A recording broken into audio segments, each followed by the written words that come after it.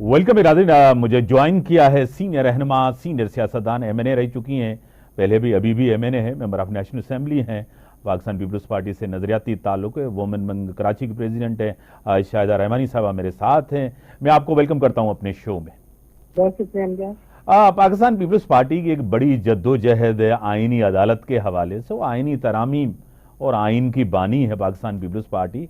आज जैसे मौलाना फजल रहमान साहब की, चेयरमैन पाकिस्तान पीपल्स पार्टी, बिलावल भुट्टो जरदारी साहब के यहाँ जाना हुआ, मुलाकात हुई, आइनी 26वीं तरमीम को जिस तरह आज डिस्कस किया गया, क्या कहेंगे इस हवाले से? देखिए, आपने खुद ही अपने इब्तिदाइये में अर्ज किया कि पीपल्स पार्टी जो है वो ना सिर्फ उसने इस मुल्क को आइन दिया, बल्कि जितनी भी अमेंडमेंट पाकिस्तान की और जमहूरियत की बका के लिए की, जिसमें 18th अमेंडमेंट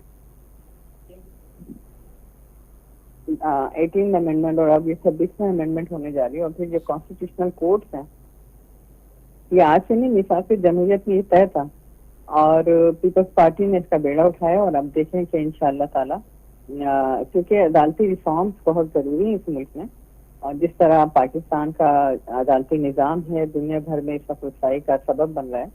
139 नंबर पे हम आ रहे हैं, और इसके अलावा आप देखें कि लाखों केसेस जो है वो पेंडिंग में हैं।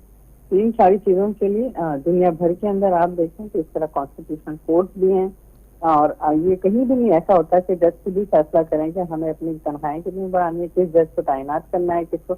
ये सारी चीजों का फैसला जो है पार्लियामेंट करती है, पार्लियामेंट सुप्रीम है।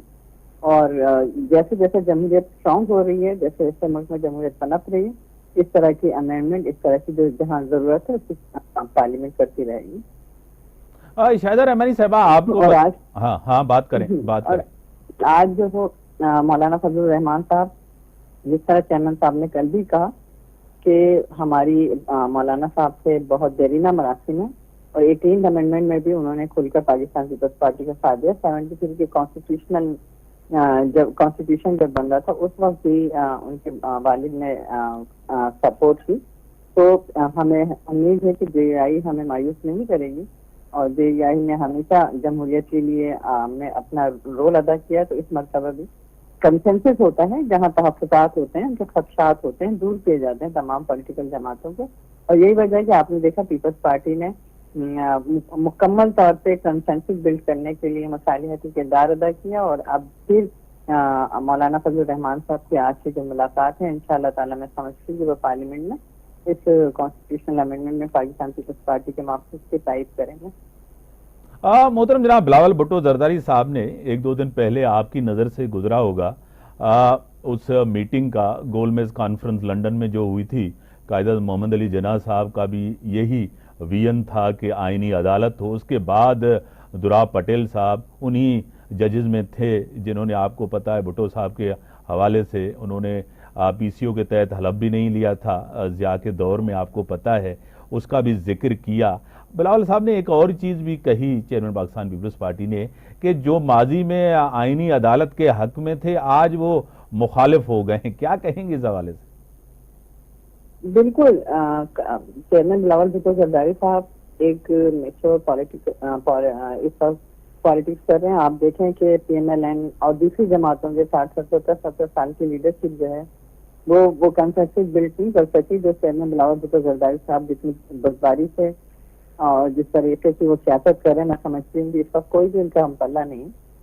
और उन्होंने जिना के हवाले से बताया कि किस तरह उस वक्त कायद मोहम्मद अली जिन्ना ने कॉन्स्टिट्यूशनल कोर्ट का तस्वुर पेश किया था, और ये पाकिस्तान की हिस्ट्री को बताया कि 1930 का।